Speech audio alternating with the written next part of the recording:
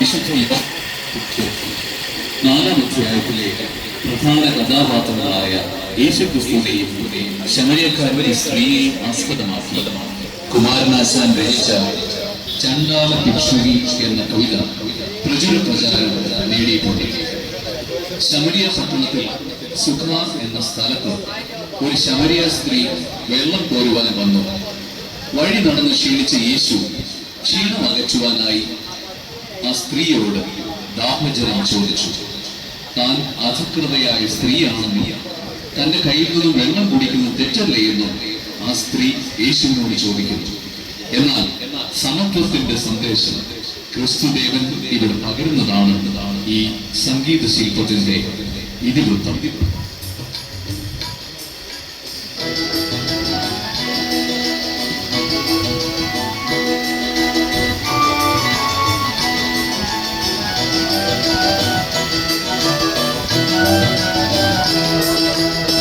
നട്ടുച്ച നേരത്ത് കിണറിന്റെ തീരത്ത് വെള്ളത്തിനായി ഞാൻ കാത്തിരിക്കൂ.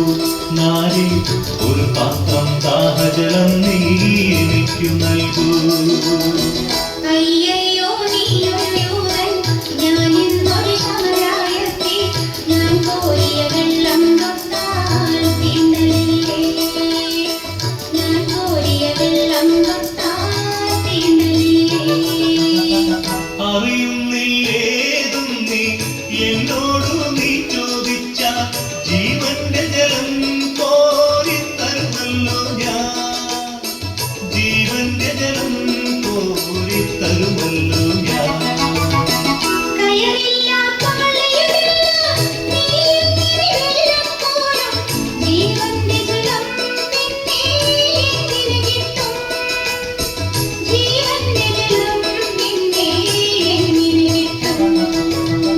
ഞാൻ നൽകും നിത്യജലം നീ വിശ്വാസമിയെന്ന് കുടിച്ചാൽ നാരി നിനക്കൊരു നാളും ദാഹിക്കില്ല, നാരി നിനക്കൊരു നാളും ദാഹിക്കില്ല.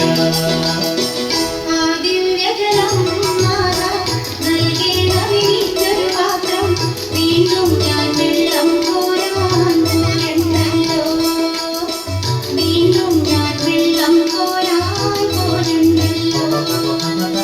മഹിളെ നീ വീട്ടിൽ പോയി നീ കണവനെയും കൊണ്ടുവരൂ നീ, അപ്പോൾ ഞാൻ കോരി വിളമ്പാം ജീവന്റെ ജലം, അപ്പോൾ ഞാൻ കോരി വിളമ്പാം ജീവന്റെ ജലം. ഗുരുവേ നീ കോപിക്കരുതേ, വീട്ടിൽ ഞാൻ എന്തിനു പോകാം, ഇല്ല സത്യമെനിക്കു ഭർത്താവില്ല, ഇല്ല സത്യമെനിക്കു ഭർത്താവില്ല. നീച്ചുന്നതു സത്യം തന്നെ, കണവന്മാരഞ്ചുണ്ടായി, ഇപ്പോഴുള്ളവരോ നിന്റെ ഭർത്താവല്ല, ഇപ്പോഴുള്ളവരോ നിന്റെ ഭർത്താവല്ല.